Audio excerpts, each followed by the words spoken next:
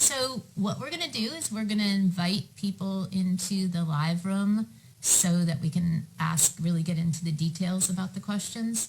We have somebody who is ready to come right now. So let's see if we can invite him in.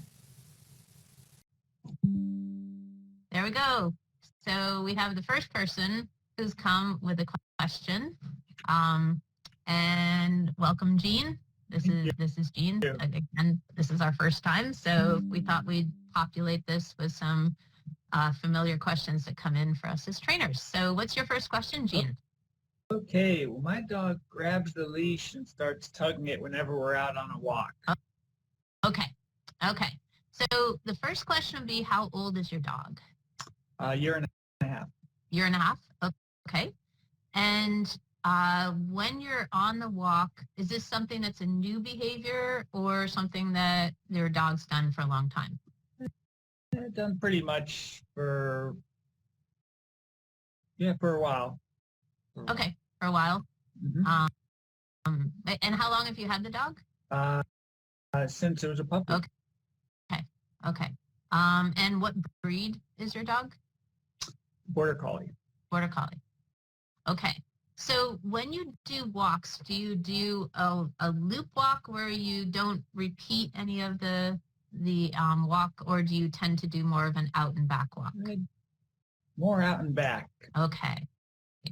And when this leash tugging happens, is it on a particular part of the walk, or is it in, like just randomly? So can you think of when it might happen? It's actually when I turn around to start coming home. Okay. So what it most likely is some kind of leash frustration. So it could be that your dog had something that he or she was really interested in going after, and when you turned around, there was some frustration because all of a sudden you stopped going towards the destination or the scent or some kind of memory. So a couple of recommendations would be, the first one, is it possible to do more of a loop walk, even if it's like coming back on the other side of the street versus the side of the street you go out on? Yeah, we could sure do that. Okay. Because it seems like, does it happen like immediately when you turn to come back, or is it after a little bit? Well, now that you mention it, it's as soon as we turn around. Okay. So that's so that's definitely some frustration, and because dogs, are not made to be on leashes all the time, it's just something that we have to do to keep them safe. So they're pretty used to being independent, and they're made to be independent. So what we have to do is make that turnaround not noticeable in some way. So that would be one thing, where you might turn around slowly and do a big curve so that it's not so noticeable, and there's lots of enrichment and new things happening as you come to return to your home. If that's not possible, it would be good to start loading them up with good things, so that the turnaround is actually a predictor of something good instead of a frustration. So you might want to carry a dog's favorite toy that happens to come out when you have to make that turn and head home. And then you get to play with the toy a little. Another thing you can do is, if they're relaxed enough to take treats on the walk, but that doesn't happen all the time, you could just have, the second you turn around, you get this handful of the tastiest treats that you've ever had. So that's another thing. And then finally, not finally, but there are lots of ideas, but and you might come up with some yourself. Another one would be, maybe turn around a little and then head back in a new direction, turn around a little, head back, just so the turnaround isn't like the very end of the fun. But it might just be like, oh, we're just going to turn quickly, and then we might go back somewhere, so there's not so much of a prediction. So does that sound good? Yeah, thank you. Okay, well, thank you very much for your question, and we'll see if anybody else comes in. Okay, thank you. Okay, I'm waiting to see if anybody else is coming in. And it looks like we have, well, our version of somebody new. So if the new person wants to come on anytime, please feel welcome to. Hello. Oh, hi. Okay. Okay, this is a little silly, but yes. So now we have somebody else with a new question. So why don't you tell us your question and what the behavior issue you'd like some help with is? Well, problem I'm having is that my dog jumps and nips my arms. Okay. So let's just start out. What age is your dog right now? She's 4 years old. She's 4 years old. And what is the situation where she jumps and nips your arms? Well, it's mostly around the door. When I'm getting my coat on, getting dressed to go out. Okay. So there's some excitement. Does she ever jump and nip your arms like sort of randomly when you're just reading a book or watching television or anything like that? No, now that you mention it, it's just when we're getting ready to go outside. Okay. Do you have any other dogs in the household? Yes. Do you have an older fellow? Okay. Does your dog ever jump and nip at the older dog when you're getting ready to go outside too? Yeah, Or is it actually, mostly you? occasionally maybe goes for the other one, but mostly me. Mostly you. Okay. And if somebody else, if you have anybody else in the household that is, would that same thing happen if somebody else was in the household, like a family member or somebody else who might be taking the dog out, or is it really mostly you? Just mostly me. Okay. And what breed is your dog or mix? She is a German short-haired pointer. Okay. And have you had her since she was a puppy, or is she one that you rescued? Yep. Had her from a puppy. Has she increased in this behavior recently? Seems like it comes and goes. Sometimes it's happening, other times it doesn't. But for as long as I can remember. Oh, okay. Okay, so this isn't a new behavior. No. Okay, so this is most likely because you haven't seen it with other people.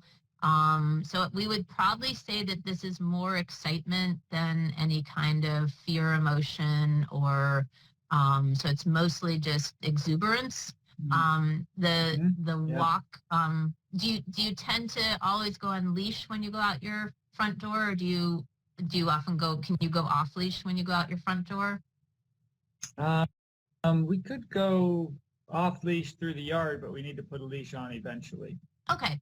So yeah, so you have, like if you lived in a place that was more rural, the leash wouldn't be such a predictor of something fun happening. So because the leash is pretty much always involved in going out for exploration, that's probably what's happening.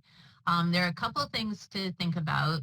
Because your dog is more mature and older, there is a way to get more relaxed behavior. If your dog was an adolescent, in other words, under 1 year old, or a puppy, we would probably say it would be best to redirect to a toy. Sometimes grabbing can be a way for a dog to sort of release some stress. So they might either grab you or your other dog.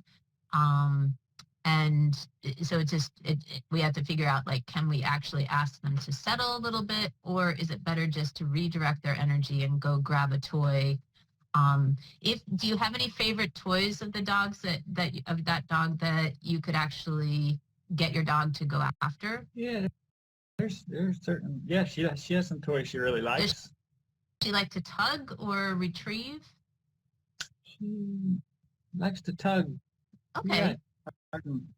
So there might be something where you help her get, to tug on cue. So you could sort of say, like, if you haven't done it already, start practicing on the side saying, get it, and show the tug toy. Um, and then practice really slowly, maybe just getting the first of your things that shows your dog that you're getting ready to go outside.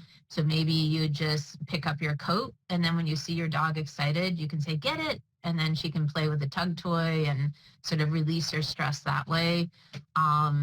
Another thing you could do, and to see if it works, is do something similar where you take only the first step and you maybe pick up that coat just a little bit and then toss some treats and see if she would go after the treats and sort of focus on those as you get the coat on.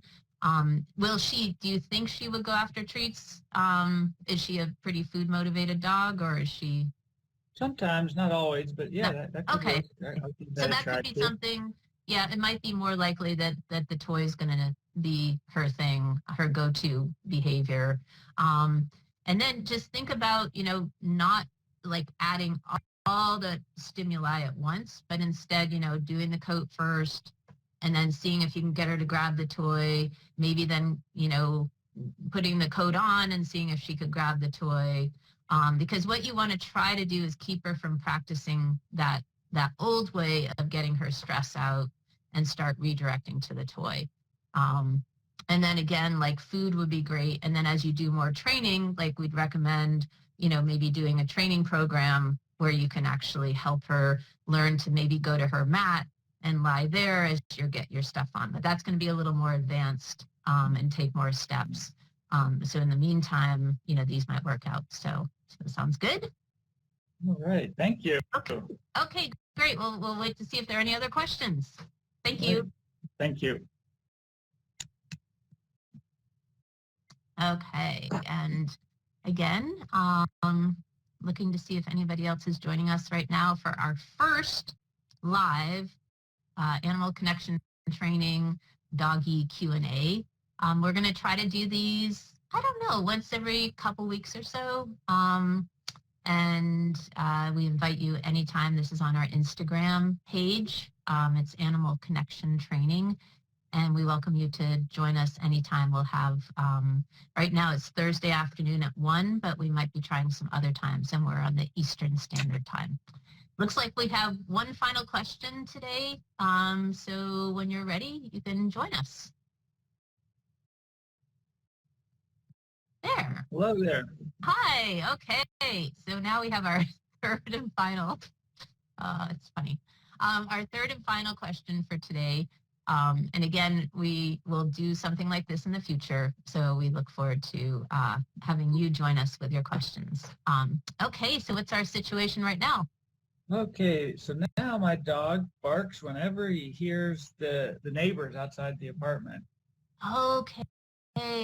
Okay. So this is going to be this can be a little complex. So why don't you tell us how old your dog is and sort of the breed, for the major breed or the breed mix? Mostly Jack Russell Terrier, and he is 6 months old. 6 months old. Okay. And is the barking something that's been going on since when he was younger, or is it new? It's pretty new. Just started doing it about a week ago. Around a week ago. Okay. And are there any new situations in your, have you moved here recently, or have you been living in this apartment since your dog was a puppy, or? Yep. Which one of those? We have been living here since he was a puppy. Okay. Okay. So she, right? He. Okay. Since he was a puppy. So has there been any, first of all, what's the day like? Like, is your puppy with you during the day? Are you working out of the house, or is there a lot of alone time? Anything else going on there? Well, there's a little bit of alone time, but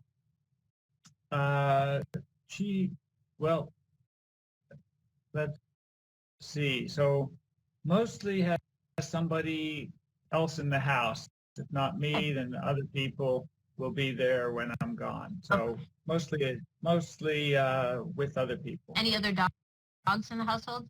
Nope. Okay. So there are a couple things that could be happening, just to sort of understand this. One could be because your dog is an adolescent, there could be a little fear period going on, especially since there wasn't any concern before. Mhm. Um, there could have been an incident where somebody might have knocked at the door when nobody was around, or, maybe like, hey, is anybody in there, or something like that. Could have had something to do with a delivery person. So we're not quite sure what caused this behavior to start, but there are a couple options to take care of it. The first one is, have you done any formal training with your dog at all? No, I haven't. Okay. Okay. So the first one is to pair, um, and then what's the reaction? Speaking about that, what's the reaction of the people in the household when the dog barks? Like, are you just, what do you like to do when the dog barks, or what do you think, what have you been doing so far? Anybody else in the household? Excuse me. So I like to call them over and see if I can get them interested in something else. And Okay. so other people might uh, uh, say something like nothing to worry about. It's okay. Okay, that's good. Yeah, so just something in that, for anybody listening, it's really important when your dog, this barking is usually a fear response, especially if it comes on all of a sudden when they're, an adolescent. And so you don't want to be fearful yourself. You don't want to be like, oh my gosh, stop that, or do anything like that, because that will just aggravate and make your dog more worried about the situation. So staying calm is great. Sounds like you're doing a good job there. So now what we're just talking about very briefly, because again, this is a little more complex. It's something called counter conditioning. And counter conditioning, just in a nutshell, is we're going to try to say that this trigger, this particular situation, will cause a good thing to happen, instead of, that fear building up. So what would be really great to do is, do you think it's like, is it the walking like in front of the door, or what's the trigger, that the specific, is it a more auditory, or do you think it's more visual? Oh, it's auditory, hearing the footsteps and maybe voices sometimes, or cause it Okay. Okay. cause them to react. Okay. So the way we take care of this, and it'd be great to get on it right away, because you have this opportunity when dogs are adolescents to change the way they're thinking about something in a more like their brain's a little more fluid, so you can actually work pretty hard at, I mean, you can put a lot of effort in and get almost better results when they're this young, because their brains change so much. So it'd be great to get on it right away. And you literally want to have a fair amount of containers of food around your house in various places for your dog, so that whenever somebody hears that noise, they can instantly feed your dog treats. You don't want any behaviors. You don't want anything else to happen other than the noise means all these great treats come out. You can give a handful and keep feeding your dog as the people go by until the trigger noise subsides, or you can Mhm. scatter them on the floor so that your dog can work on them and be eating them as the trigger sort of comes by and goes away. And then because you have multiple people in the house, it would be nice to actually set this up a couple times so that somebody can go out and sort of come into the space that bothers your dog, so you can practice not spontaneously but actually have a planned practice. um, and it's really just, you could do it with toys too, but just anything that is this, like, these people and this noise means something great is going to happen. Is there any place in your apartment that your dog could be, so that he doesn't hear the barking when you're not there? Or can you turn on a fan or do something sort of to mask the noises? Well, I might be able to put something on. That's nice idea. And Okay. yeah, So think about that.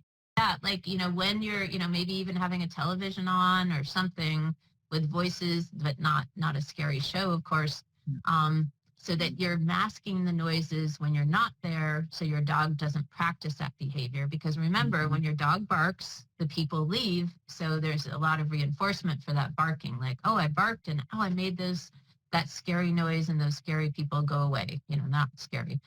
So if you can mask the noises while you're not there, and then work on this counter conditioning with the food or the toys while you are there, that could really help out. It will take time. It could take a couple of months, depending on how much you can set up the practice, or just spontaneously. But I hope that helps out.